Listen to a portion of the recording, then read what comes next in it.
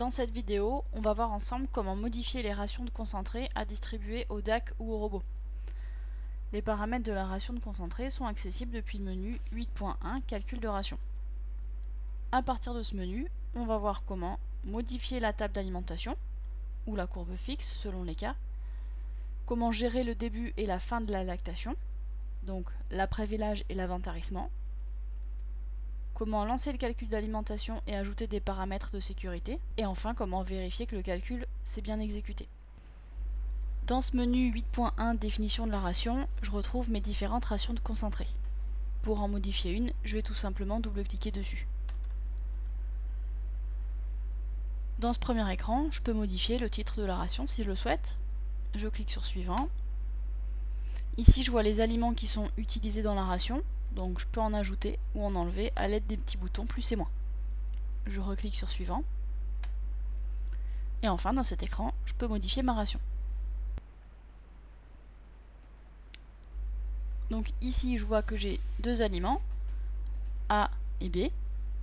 Pour chacun, je peux renseigner des quantités différentes pour les primipares, les deuxièmes vélages et les vaches plus âgées.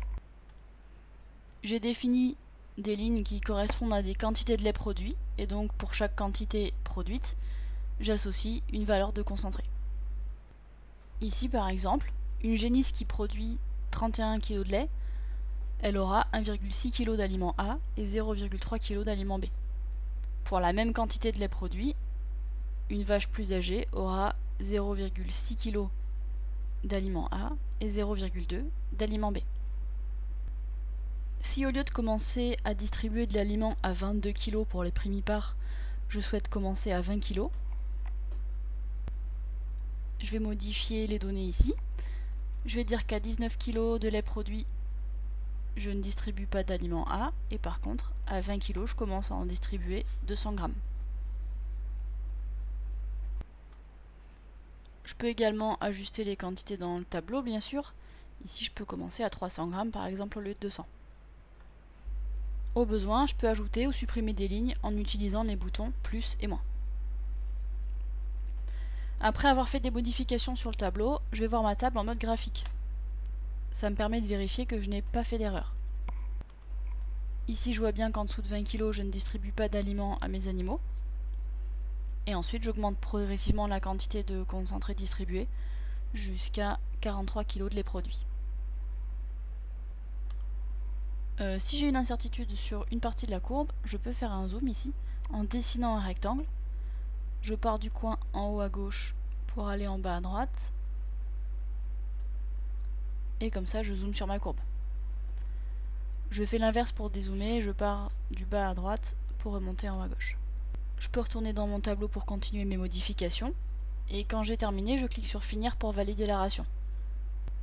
Ici, j'étais sur une table d'alimentation, mais je peux aussi créer une courbe fixe si j'ai besoin. Là, on s'est intéressé à la table d'alimentation, donc à la distribution en fonction des poids de lait produit. Mais en début de lactation, je peux avoir envie de distribuer une quantité fixe en fonction des jours de lactation.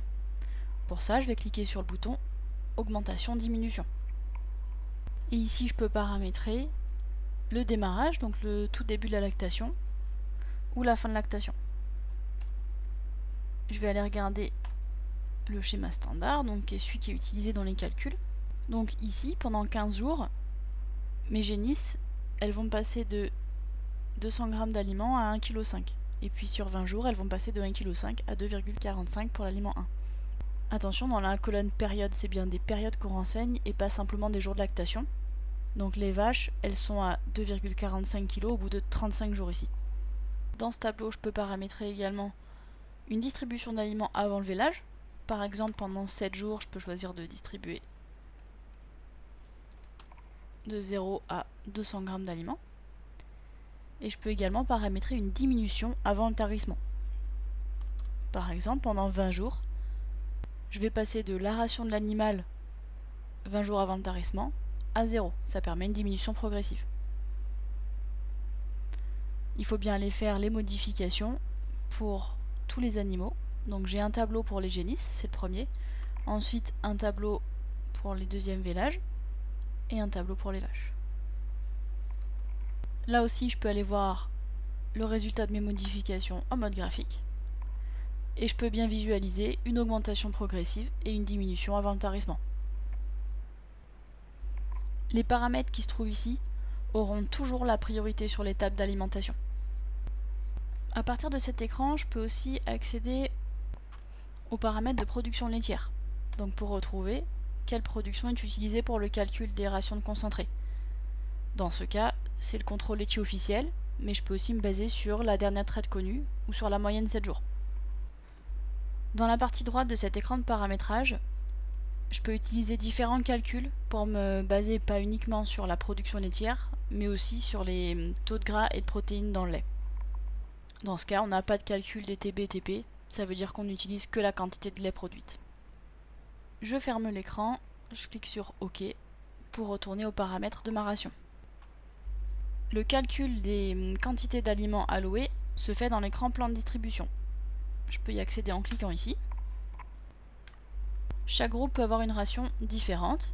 Donc ici j'ai des animaux dans le groupe 1, dans les groupes 7 et 8 également, mais il n'y a que les vaches vélées qui vont avoir de l'aliment. Ces vaches, elles vont avoir la ration de concentré, table aliment hiver.